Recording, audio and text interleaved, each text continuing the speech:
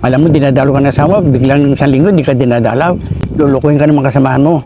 Rosa, may nakapagbulong sa akin. Yung watat mo, tinitira na sa labas. Kahit hindi totoo ha, so magwawala yan. Lalabas yan, titira yan. Meron ganun.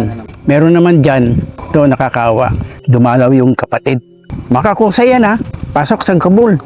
Hindi nakarating sa kuya na gumagawa ng kalandrakas. Tinutukan na din sa isang Kabul din. Isang brigada lang. Miyari doon, ginanon.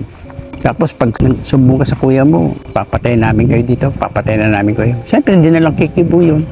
Pakika na umiyak yung kapatid niyang babae. Oh, ba't ka naman umiyak? Naawa ako sa iyo, eh. Iniiba yung istorya. Kakawa. Nangyayari yan. Ihatid ng escort, ng gwardiya. Hanggang doon sa brigada. Pagdating doon, sasaluhin ng bastonero. Yung bastonero na sisinyas na bayaran. Sunada ko yan. Kaya ba namang preso? Kami nga, yung Happy Go, yung pinakamalaking television, meron kami. Yung baldosa namin ganyan, pwede ka mahiga dyan. Malinis lagi. Araw-araw yan. Wala ka pang plato, diyan ka lalagyan ng pagkain sa semento. Kakain ka dyan. Munggo yung ulam, ilalagay dyan sa gitna ng kanin mo. Kain kaya.